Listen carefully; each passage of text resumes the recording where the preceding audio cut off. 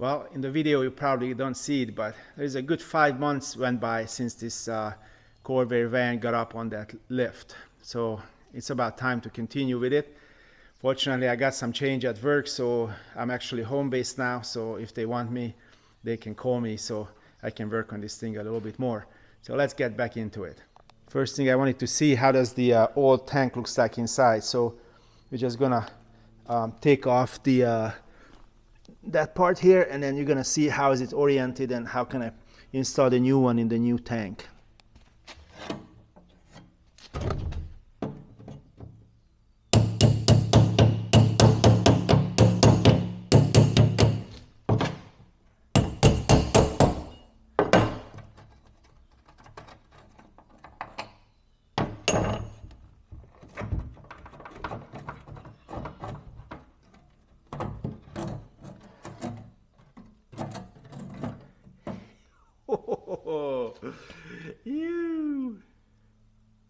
Yeah, this thing looks a little bit used and amused. Yeah, so good thing I got a new one. It's actually sufficiently stinky when it came out of there, so it still got some fuel in it. So as we see in the pickup, it came out from the side, so let's put the other one back on and install it. This is where I got the new tank. It's still in the bag, and then let's gather all the other stuff what I need. There's a new seal, and then the new sanding unit is also here. So this looks a lot cleaner, so to speak. And I changed this from a plastic to this brass one. I like this better.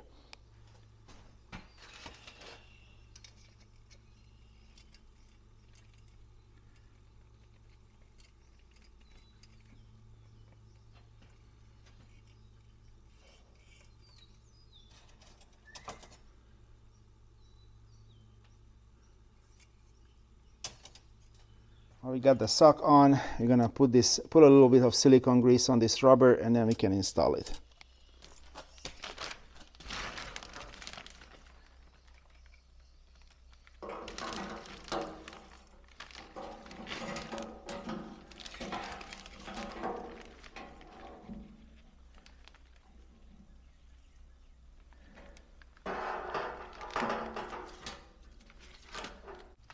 That was a battle to put that on. This thing is so flimsy and weird looking. I had to put it on the other tank and push down all 3 corners on it, and then I was able to twist it. So now you can hit it and put it back where it goes.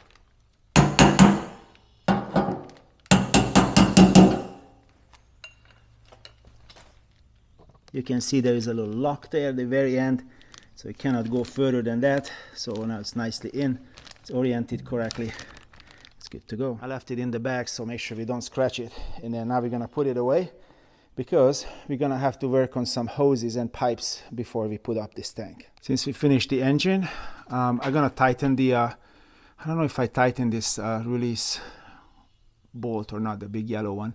But what I'm gonna do is I'm gonna let it down, and we're gonna put oil in it, and we're gonna put the oil filter on it. There was an oil filter on it, but I'm gonna put a new one on it. So first thing, we're gonna verify that this little bolt is actually tight.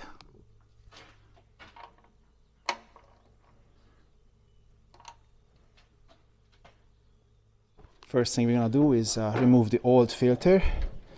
Looks like my friend Ricky has changed it already to a Napa filter, but since we're cleaning the whole thing, I gotta put a new one on.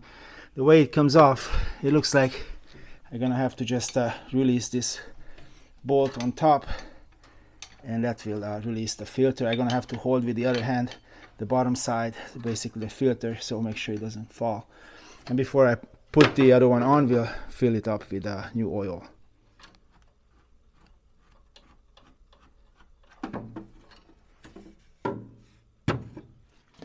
So here's my favorite oil, that Rotella Straight 30. That's what I'm using in all my old cars. Might be wrong, might be right, but I have a lot of mileage out of them.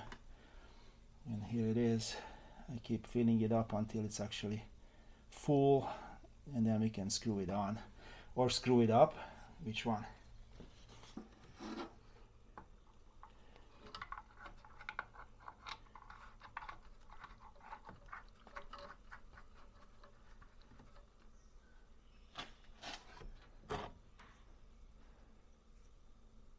There, you're not supposed to over tighten it. It's not moving. It's all good. I cleaned up the surfaces, and I also put a little bit of oil on the rubber part, but although it's not gonna come off because it's not the spin-on type, so it's gonna be just fine. Now that we finished that, we're gonna fill it up with oil, but I'm gonna use a funnel because it's really deep in there. Interestingly, this car actually has the dipstick connected to this lid, so the whole thing comes out. You can see where to add and where's the full mark. So we're just gonna start filling up. I think I'm gonna dump a 5 quart oil in it, and then we'll see what happens then. This is pretty cool. 5 quarts went in, minus the what a filter took. So let's see what it looks like.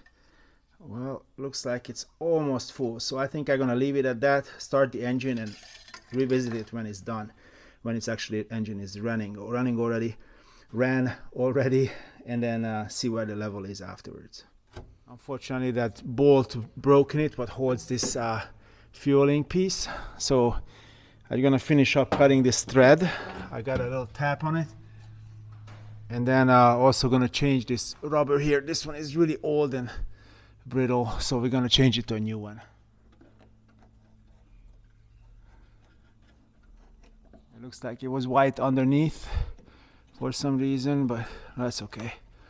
I just want to have the middle part white eventually, because that insert was white, and I don't know, I guess the rest was white too, but if I ever paint it, that's how it's gonna look like. I really wanted to change this hose because whoever put it up may have been the factory. It was a little weird, so I'm just gonna get this off, clean it up, and then the new hose can go on. It's got a little dirt on it or a little rust on it, but looks like they changed this. Next thing I'm gonna do is change the solenoid. The reason why I'm changing this because it's got a switch up here, and that switch kind of got old, and I just want to make sure that it's gonna start every time. This part located at the driver's side in the back.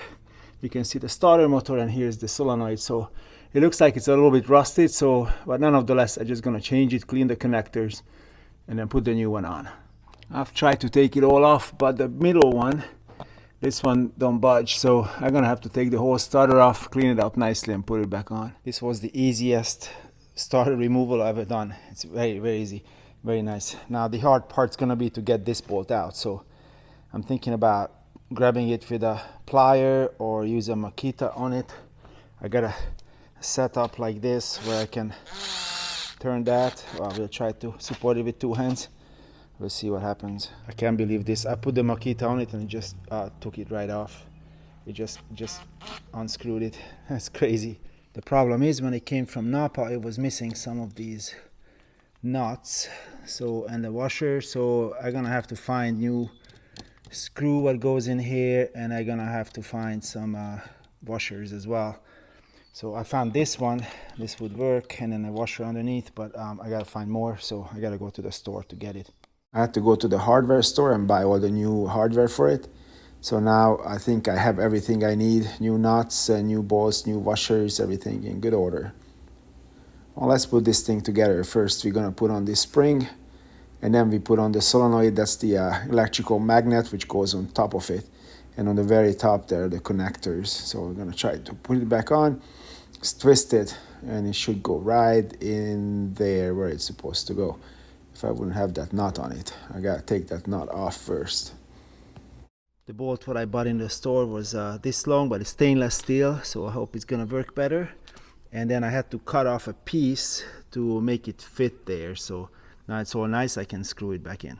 So the way it works is that when you put the ignition key on and then turn it all the way to start, the information, the positive will come here, that energizes the field, and then a magnet will pull in, and it's going to pull the starter gear forward, and at the same time it's going to connect these two connections, just like it would be a screwdriver, like you would put a screwdriver here. And then the positive will go through here, through the connector, and goes down into the starter and start turning it. If I show you at the bottom, this looks like this is where the gear is. So when this whole thing activates, the gear comes forward and connects to the flywheel, and then there's a huge gear on it, and that's how I start turning the engine, and hopefully the engine will start after that. So there's a resistor, a ballast resistor somewhere in your car, and this actually gives total 12 volts to the system, because the ballast resistor reduces it sometimes to 3 volts, sometimes 2, sometimes 6, the way it fits. So basically you short circuit that or shortcut it, and you're gonna have a positive 12 volts coming from here to make sure that you have enough sparks to start the car. So before we put this back on, we need to clean the cables, what goes onto here, here, and here, so make sure they're all good. You can see the 3 wires here. That's what I'm gonna clean up. And at the very end, there's the big hole. You can see the big gear there. That's where the flywheel is. So the starter will turn the engine using that flywheel. I started with the Dremel tool with a little wire brush, and then I finished it off with a 320, 360, 320 paper. And they look all clean, so I can put the starter back on and install these wires on it. So this is a 12 volt DC motor, so it's got the positive and the negative. The positive comes in here with a cable. The negative actually gonna come through here. So I cleaned the surfaces up to make sure it has a good connection. And I also did a little cleaning up there as well to make sure that where I put it up, there's a good connection that's coming from the engine block. Well, I totally screwed it up, so everything is tight. You gotta be very careful, be mindful when you're tightening these up, because they're all made out of brass, so you can actually break the bolts off if you're too hard with it. So now it's all done. The starter part should work now. I'm really happy with it. The next thing I want to address is the fuel line. I got one of these from Amazon, and that should do a really good job being a new fuel line for me. This is the place for the tank, and right next to the tank on the other side of this wall is where this fuel line starts. This is the one. So it's running through, because you see it's like really rusted. The new brake line is going next to it, which I probably gonna change anyway, we'll see. And then it's coming up here, it goes around there, and then keep continuing there. And then there's a rubber piece here, there's an extension rubber piece. I really having a hard time showing it to you, but I don't know if you can see it, but it's right there where I need to change that extension, and then continue on. I think this rubber piece is there for a reason, so I think I'm gonna put it back the same way that it is right now. So the first thing I'm gonna I'm gonna get it out of these little clips. There are several clips around the car, van, and then I'm gonna get it off and try to have it in our hand before we start putting the new one in. Well, it's off, but it's clearly, they put that on first before they put any kind of suspension or any other parts on it. It's not all that difficult, but gotta start somewhere. So I think I'm gonna just make this little bend here and from the new material, and then go from there. So easy to bend this aluminum pipe. It's actually turning out really nicely. So I'm just gonna keep on going with it until I get to the end. The end of the pipe was a little bit squished for some reason, so I cut it off, and I also put a little cover on it to make sure there's no dirt goes in it while I'm gonna install it in the vehicle, because it's just a whole bunch of rust and debris and all kind of stuff around. So I just want to protect the pipe itself so it wouldn't go full of stuff, because the carburetors don't like small little sand pieces. I don't want to show you guys the whole process because it's going to be painfully long, but here's the thing. I made a 90-degree turn, and now just pushing these over this, and it's going to go click right in, and then I can mold the rest of them the way it goes. Yeah, it's kind of looks good here, but I made the corner a little bit early, so I got to take it back out and redo this corner. The rest should be fine. It's actually turning out very nicely. Now this looks a lot better. So now it's all in there. Nicely makes the turn. Clip in. For here, I made it go over the brake line because I have a feeling that that's how it was, but I really don't know. I made a little kink in it so it would go around the brake line. I think I'm gonna change this brake line anyway, so at that time we may figure something out, but then it goes to the last clip here and then disappears behind the rear axle where I have to do the rest of it. I gotta cut it to size and then go from there. Man, it was just as long as I needed. Look at that. I'm probably gonna cut an inch off of it maybe for the rubber hose, but now we're gonna open up the back and see where this pipe actually going to. Now that we have the front sorted out, let's let the van down and open up the hood, which is under the back floor, and then see where is this other part goes to.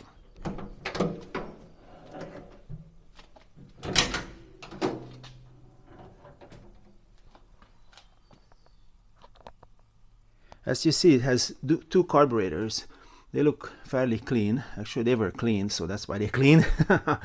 And there's a fuel pump at the middle here, below the T-fitting, and then there is the intake line coming from here. This is in really good shape, and then it goes into a rubber hose, and that actually went over to here to support the temporary fuel tank what we used to actually move the car. And here's the original line, and there is the metal part over there moving. So this metal part I need to change, and I think I'm gonna bring it out all the way here, so we're only gonna need just a little bit of a rubber piece to connect that new aluminum line with this line. So I think the first thing I'm gonna do is I'm gonna remove the air filters, and then well, doesn't look all that easy, but I will try to get more access to the hole over there.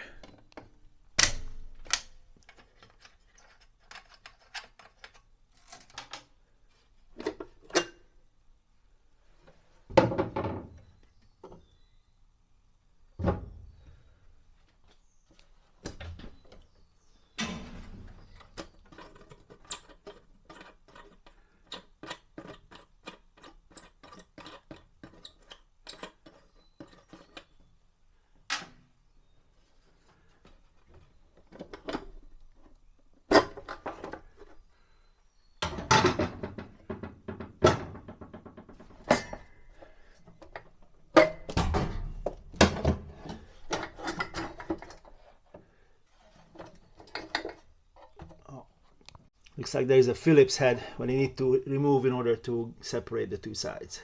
Those of you who have a Corvair or had a Corvair or worked on it, you guys probably laughing by now.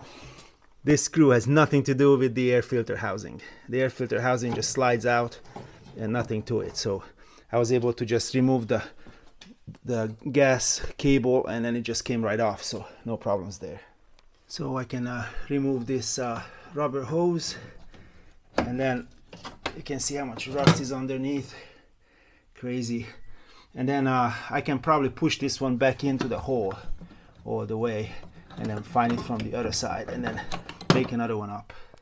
It looks like it's disappeared behind this big duct, so I'm gonna remove that duct so I can get more access to the whole area. Well, it's not like just taking that rubber hose off. It's actually rotten to this little bezel here. So there's 3 bolts holding it, so I'm gonna unscrew them and then try to somehow loosen it up when it's off, and I'm probably gonna rust treat this piece as well when it's off in my hand. Success! I was able to reach it with this really long extension, and here's the little bolt that needs to come out, and the hose is off, so I can work it free hopefully. And the piece what we need to work on, it's right there over that big hole. There's a little hole with a 90-degree angle. That pipe just came through, so it's going to be a lot easier to set it up this way. It's out. Well, if you do this while the battery is connected, don't do it, because the battery connector is right next to it, what goes on the starter motor. So if you have to change this pipe, disconnect the battery first. So we're gonna make another one up. We're gonna make it a little longer, and then continue on. Here's my favorite bending device, and just keep bending it to make it exactly where I want it. And I also added the rubber hose to it, so I want to make a longer one, which probably goes about here. So it took me a few tries to make it happen, but it's finally done. This is it. And then I'm thinking about putting a little bit of a bump on it. Like you see, it was a test piece here. So I have a double flaring kit here, where I can use it for brake pipes or this. So first I'm gonna I put a, let's see, I put it in that holder, and then I'm gonna put this piece in. That's how you're supposed to start the whole thing or the process. And then you're just gonna pull this on, and then it should supposed to make me a nice little bump there.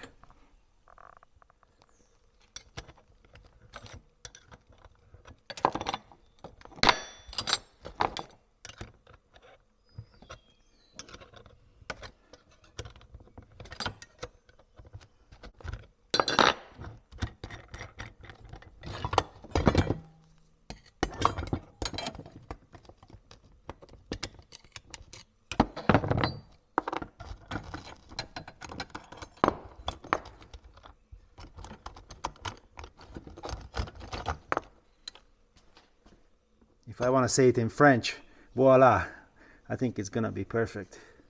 Well, here it is. It's done. I polished the end a little bit, and then I'm gonna put a little protector on the end, so while it's going into its place, no debris will go in it. And then now I can just put it in and put on this rubber hose. I'm gonna cut it to 2 halves, and then we're gonna connect the front with the back, then we're gonna connect the back with the fuel pump hose, and then we're done.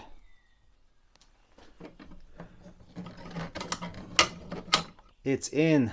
Let's go look at it from the bottom. That looks perfect.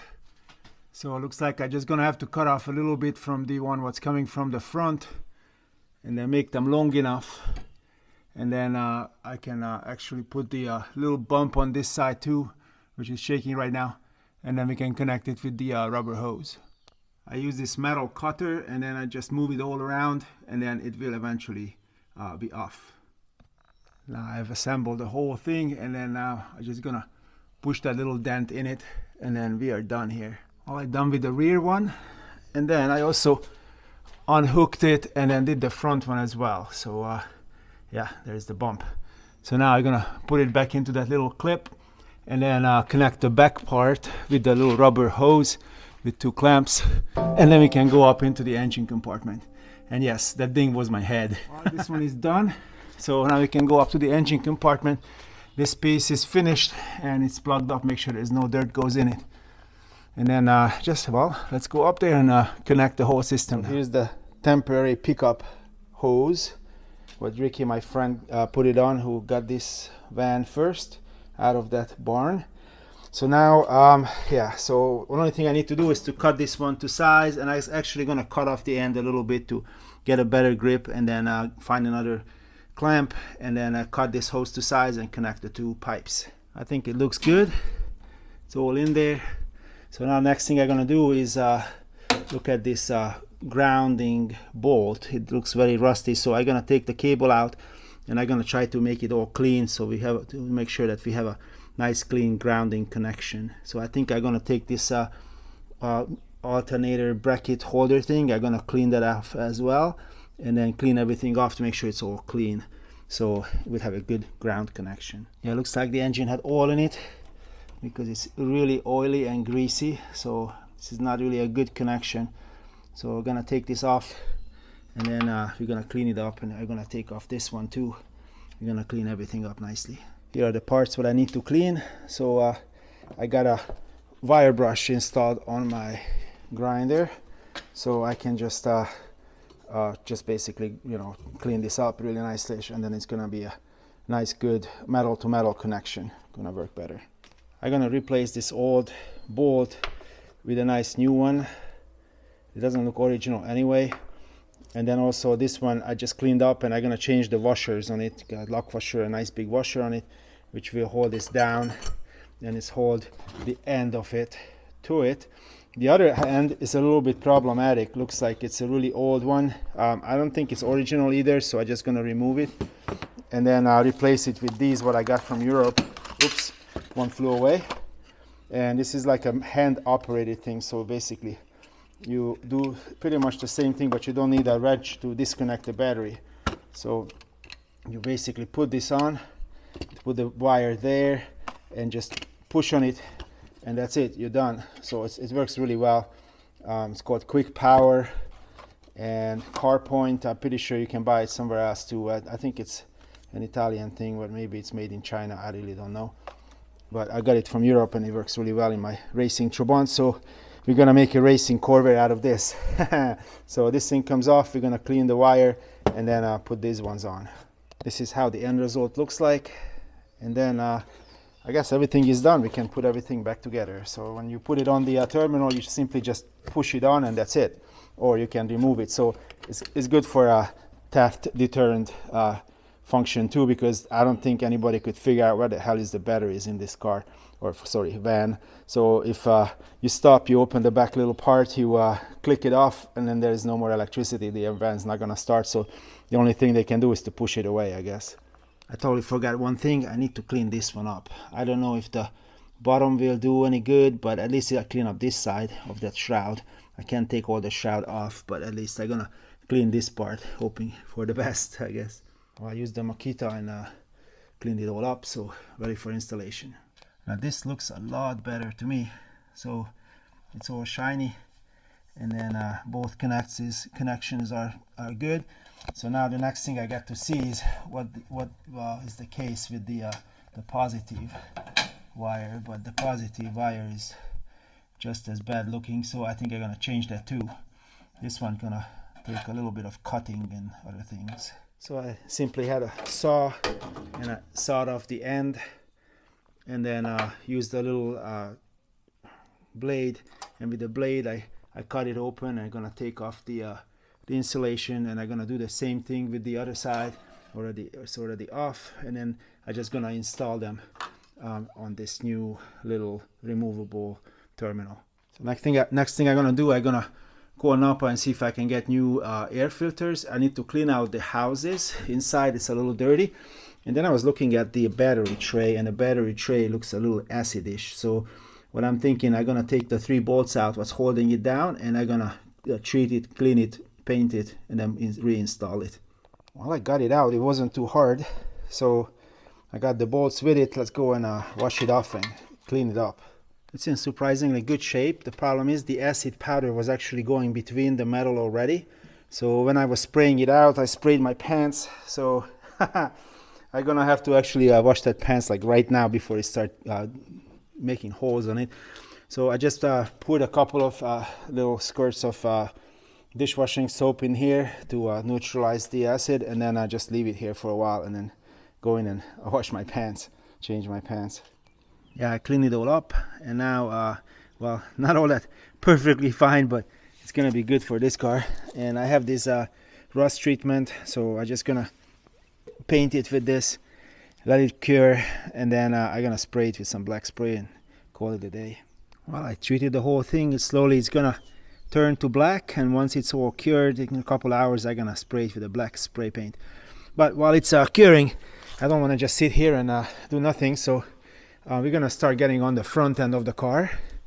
And the first thing what I want to do is to take off the hubs to clean the grease in it. I don't know, most likely I'm just gonna take off that little grease cap on the front hub and see what the grease situation is inside. Do I need to change it or not? Maybe it was done not too long ago. That's the first thing I'm gonna check.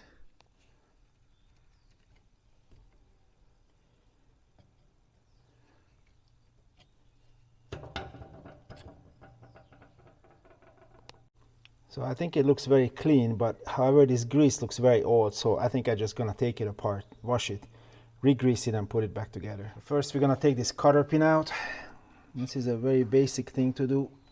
Now basically I'm making it straight, and then we can just push it out. It's very nicely coming apart. Almost can turn it by hand. Actually it's coming by hand. So I'm gonna take it out. So it's got a seal at the very end, large bearing, small bearing, and then got the washer, and then got the nut and the cotter pin what holds the nut in position. This is how it goes, So the nut is almost off. Looks like the end of this spindle is a little bit tough, but that's all right. Came off. This thing comes off, and the whole thing will come off. Now you can see the bearing on it. Yeah, this one needs new oil, or new grease, sorry. And the rest will come off. Yeah, this thing, yeah, needs to be greased up. There is a seal on the end, which I'm gonna have to probably break, so I'm gonna have to go to Napa and get new seals. Well, looks like it's cured nicely, so I can put the black paint on it soon. Well, now it's black. It looks better than before. So once it's dried, I can put it back on. I'm gonna have to wait until tomorrow until I get the new seals, and then I just washed out the bearing already, and the knot, the washer, and this thing. Somebody actually hit it here, so you can see the inside is collapsed and it was touching the spindle. So that's why you never really hit it here. You either hit it on the side if you really have to hit it somewhere more like here on the side. That's why this little lip is there. That's how you're supposed to put it on. So I'm gonna have to put it on my anvil and readjust it a little bit to push it out a little bit. So I just hit it from the top with this socket, and the whole thing came right out. While we're waiting for the new seal to come in, I cleaned up everything. I cleaned up all the bearings and then the housing. It's all ready to go. This seal probably would be okay. It looks really good, but while I'm here, I'm just gonna change it anyway. But this thing got done. It's all dry, so I'm just gonna go ahead and install it back in. So here it is. It looks a lot better than before. I feel a lot better about it. It's not gonna rot away, hopefully for a while at least. So I still gotta obtain the new air filters, and then let's get back on the front spindle and the brake repair. After waiting a day and a half to get this seal, it's the wrong one. It's probably for a car, not an FC van or whatever. So this one looks pretty good, so I think I'm just gonna put this one back on, no problem. So I'm just gonna pack the bearings and reinstall the whole thing. So now these ones are all clean. I'm gonna put a bunch of grease on it. I know there is a device what you can use for packing it, but I really like to do it this way. I'm not doing this a lot, so it's all fine. The last one I did was my daughter's Volkswagen. There is a video of it if you're interested. She has a Volkswagen Beetle, which we had a little bit of front end work, and it gave me all kind of trouble because it's like a changeover year. It's a 67, and there are some old parts in it and there are some new parts in it, so it tricked me. I'm really excited to drive this old van. It's a lot better van than the East German counterparts. So now this thing is all nice, so I'm just gonna fill this up.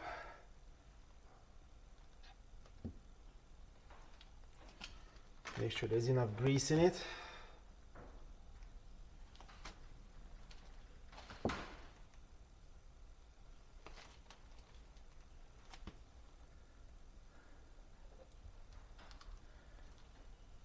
There we go. And it's gonna feel a lot better than it was before. There's not much in this before. This thing goes in here. I'm gonna hit that in. Oh, before I do that, I want to make sure that you grease up the seal to make sure it's not gonna get burnt on it when I start going. Okay, I'm gonna have to hit that in.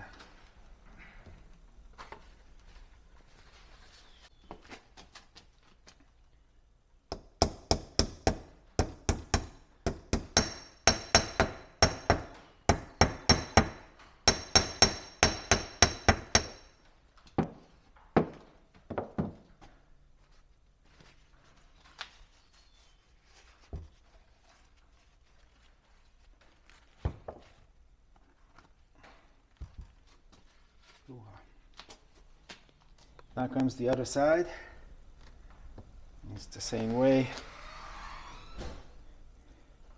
I like to push it in there, put a little bit on, put a lot on, and then put it in and move it around so it goes between the rollers.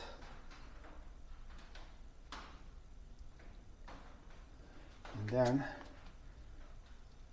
I fill up the holder inside, leaving a little space for that spindle what's in there, but just so I have enough grease in it so It's not gonna be like it was before. Yep. Can be a little more. And now we're done. We can go up on it. Here comes that. And we're ready to take it to the car and push it on. Here is the other side. The problem is this seal, there's not much left of it, so this is junk. So O'Reilly's was not too much of a help. Yeah, so finally I have my catalog, and in my catalog I found some original GM numbers, and based on that I was able to order some seals, so they should be here on Monday. So I think that's the next thing I'm gonna do. I'm just gonna wait for them, and I'm gonna replace both of them. So I'm gonna go back what I just put together and change those ones as well. While we're waiting on that seal, I'm gonna change the brake cylinder and the shoes. So the first thing I usually do with that, I take it apart and grease it up. I have this ATAC caliper grease or whatever it's called, and then that works really well on the seals, on the rubber seals, and on the cylinders. So what I usually do is I don't know how long these ones were sitting on the shelf, but sometimes they get stuck, and then they're not really working too well. So I'm trying to get this rubber off, and it came off finally. Whew, that's a good fit. So yeah, I'm trying to get these two pistons out, and they barely move. So I'm just gonna grease them up and make sure they all they're not gonna get stuck again like this one did. So usually they have some manufacturer little parts in it or leftovers, so I like to take those out to make sure it's all clean. I'm gonna clean these ones as well. They're very tight fitting parts, and they had a really hard time moving when I was taking them apart.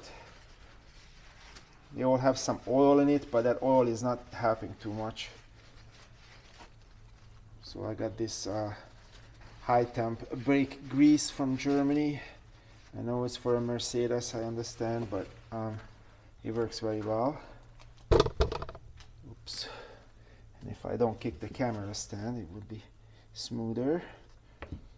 So basically I just put a very thin layer of that around the outside to make sure these pistons will not get stuck. I have a lot of old cars, and this thing worked for me for a long time, so just a little grease on it will make a big difference. So now I can put it back in, spring goes into the middle, this other seal goes to the other side. I can take this one off and then make sure it goes in nicely, because you can push it in a little sideways and then you are in trouble. And now it's a lot better. Okay, so now we can put it back together, and this one is prepped for installation. So as you see, the fluid will come in here, and then it pushes the two pistons aside, and then the two shoes are here, and the two shoes will expand inside the drum, and that's how the vehicle will stop.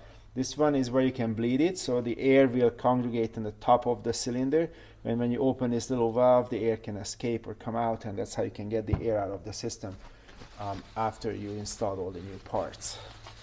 I guess this one is ready, and then I'm gonna do the other one as well, and then we start taking apart the brake shoes. Well, this is how far we got this week, and 2 weeks from now we're gonna continue on with the journey, and we're gonna keep on working on this beautiful van. Thanks for watching, and see you guys next time. Bye.